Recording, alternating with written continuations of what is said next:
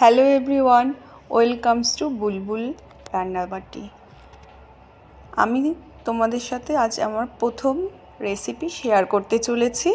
আজ আমি তোমাদের দেখাবো মাছের মাথা দিয়ে মুগের ডাল। প্রথমেই তোমরা দেখলে আমি মাছের মাথাগুলো খুব ভালো করে ধুয়ে রেখে দিয়েছি। এরপরে আমি নুন নিচ্ছি। নুন নিয়ে ভালো করে মাছের মাথাগুলো নুন হলুদ মাখিয়ে রাখবো। আর মাছের মাথাগুলো কিন্তু ভালো করে তোমাদের ধুতে হবে, হ্যাঁ, না ধুলে কিন্তু এটা দিয়ে একটা আষ্টে গন্ধ বেরোবে।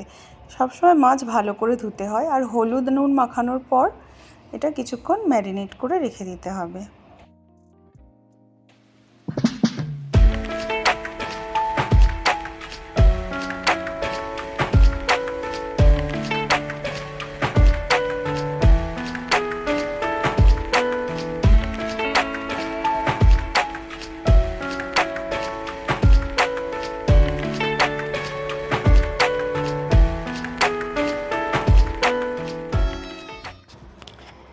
এবার আমি এক বাটি মুগের ডাল নিয়ে নিলাম।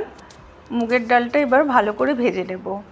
আমি কড়াই বসিয়ে দিয়েছি গ্যাসে। এবার এক বাটি মুগের ডালটা নিয়েছি। ডালটা অবশ্য সোনা মুগ ডাল নয়, এমনি ডাল। আমি এক বাটি নিলাম না, কেন আমার মনে হচ্ছে একটু বেশি হয়ে যাবে, তাই জন্য একটু ডাল আমি সরিয়ে রাখলাম।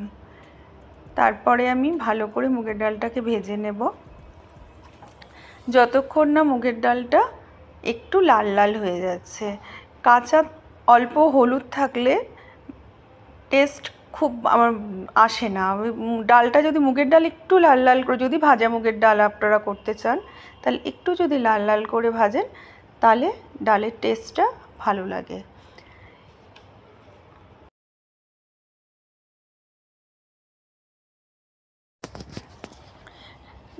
ডালটাকে ভালোভাবে ভেজে আমি একটা বাটিতে ঢেলে নিয়ে ভালো করে আমি পরিষ্কার জল দিয়ে ডালটাকে ধুয়ে নেব। এবার জল দেওয়ার পর ভালো করে পরিষ্কার জল দিয়ে ধুতে হবে, কেননা অনেক সময় ডালের ভেতরে অনেক সময় নোংরা থেকে থাকে। সেই জন্য ভালো করে ধুয়ে নিতে হবে যতক্ষণ না ডালটা পরিষ্কার হয়ে যায়।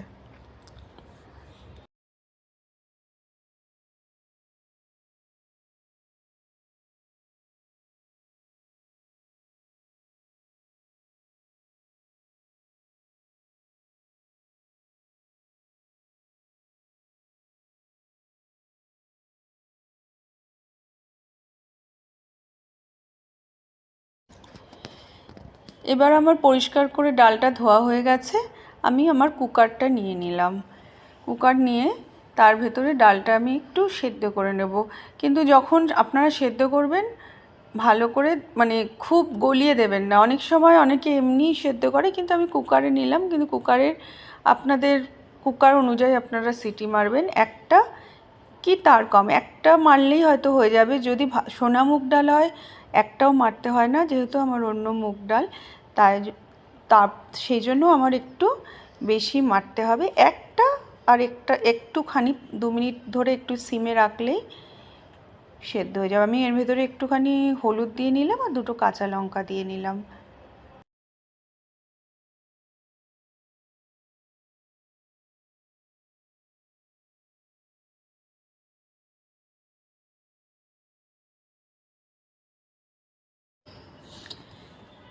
ডাল আমার এদিকে সেদ্ধ হয়ে গেছে। এবার আমি গ্যাসে কড়াই বসিয়ে দিয়েছি। কড়াইটাকে আমি গরম হতে দিয়েছি। এদিকে আমি সর্ষের তেল নিয়ে নেব মাছ ভাজার জন্য। সর্ষের তেল নিয়ে সর্ষের তেল কিছুটা বেশি ঢালতে হবে, কেননা মাছের মুড়োগুলো ভাজবো তো, সেই জন্য একটু বেশি করে সর্ষের তেল না দিলে মাছগুলো ভাজা যাবে না।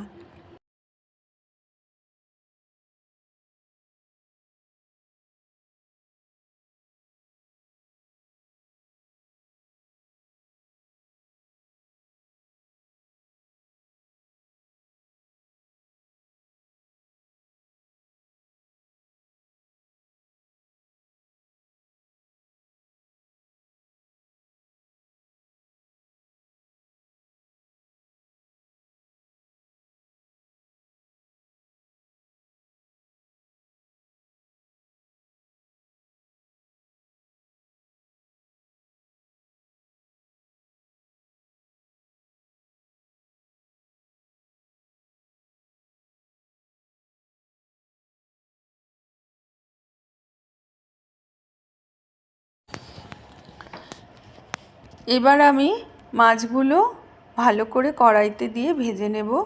তেলটা খুব ভালো করে গরম হতে দেব। যেহেতু আমি সর্ষের তেলে করছি সেহেতু সর্ষের তেলটা খুব ভালো করে না গরম হলে কখনো মাছ ছাড়া উচিত নয়। এবার মাছগুলো ভালো করে ভেজে নিচ্ছি আমি। ভালো করে লাল হোক, তারপরে তুলে রেখে দেবো মাছগুলো।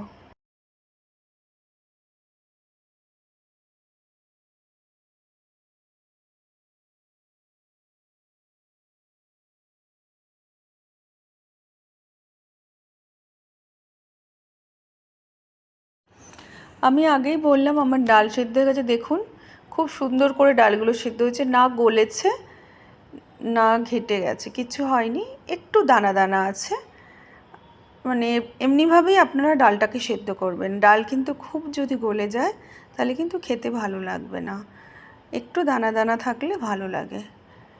এরপর আমি মাছ ভাজছি। মাছটা ভাজা হতে হতে আমি ডালটা একটু নেড়ে নিলাম, একটু গলে গেল তাহলে ভালো, দানাও থাকলো একটু গলেও গেল, এটা হলে টেস্টটা ভালো হয়।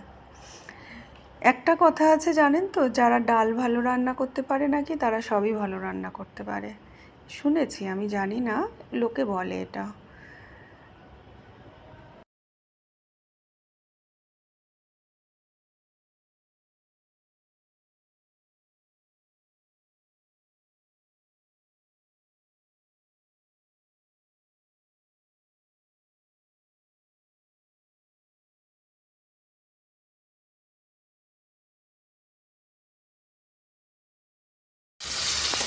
মাছটা আমি ভালো করে ভেজে লাল লাল করে রেখে আমি থালায় তুলে রাখলাম। এবার আমি কড়াইতে মাছের যে তেলটা ছিল সেটাই রেখে দিয়েছি। এবার আমি ডালটা ফোড়ন দেব। ফোড়নের জন্য আমি নিয়েছি শুকনো লঙ্কা, জিরে, একটু গরম মশলা, গোটা গরম মশলা, আর হচ্ছে জিরে গুঁড়ো। আমার কাছে তেজপাতা ছিল না বলে আমি তেজপাতা দিইনি। এবার আমি গোটা গরম মশলার মধ্যে নিয়েছি এলাইচি আর দারচিনি আর লং। এবার এগুলোকে একটু থেতো করে আমি তেলে দিয়ে দিলাম, সব ফোড়ন দিয়ে দেব। এবার আস্তে আস্তে ফোড়নটা যেন পুড়ে না যায় এটা দেখতে হবে, পুড়ে গেলে কিন্তু ফোড়নের ডালের টেস্ট হবে না, গন্ধটাও সুন্দর বেরোবে না। এবার আমি জিরে আর জিরে গুঁড়োটাও দেব, আগে গোটা জিরেটা দিয়ে গোটা জিরেটা ভাজা হয়ে গেলে আস্তে করে তারপরে আমি বাকিগুলো দিয়ে দেব।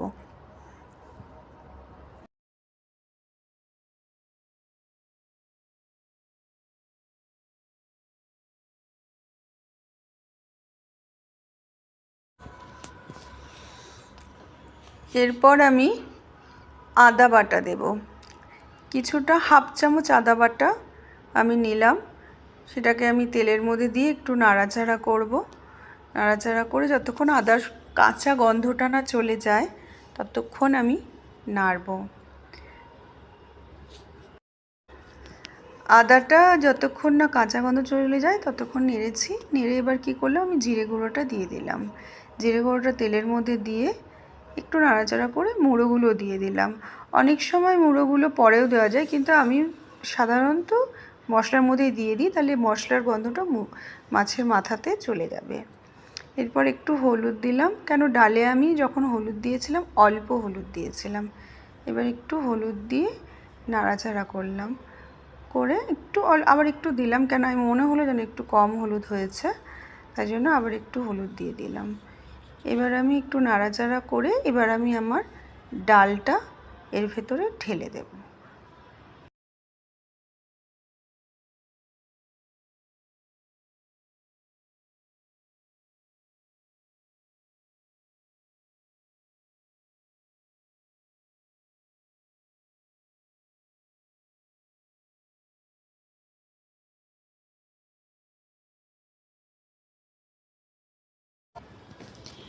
এবার ডালটা আমি ঢেলে দিয়েছি।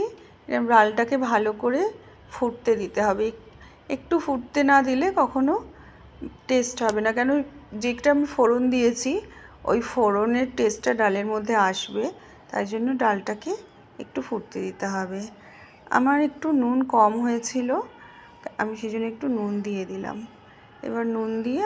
এবার নুন দেওয়ার পর একটু চিনি দিতে হবে, যেহেতু মুগের ডাল না, একটু চিনি দিলে খুব ভালো লাগে। কেন মুগের ডাল চিনি নুন, আমরা সাধারণত চিনি নুন দুটোই দিই, কেন দুটো জিনিস না ঠিক ব্যালেন্স না হলে কখনো রান্নায় স্বাদ আসে না।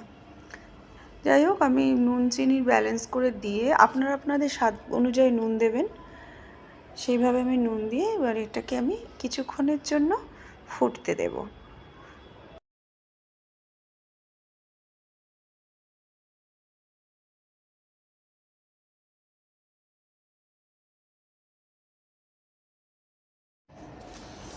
এবার কিছুক্ষণের জন্য আমি ঢাকা দিয়ে ফোটালাম, কিছুক্ষণ মানে আবার বেশিক্ষণ না, 2-3 মিনিটের জন্য ভালো করে ঢাকা দিয়ে আমি ডালটা ফোটালাম।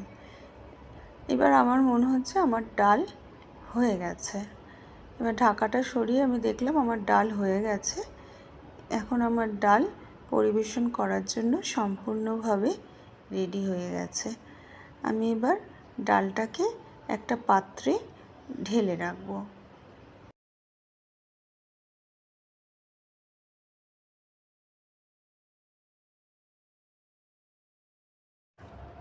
ডাল রেডি, গরম গরম মাছের মাথা দিয়ে ডাল আমার রেডি হয়ে গেছে।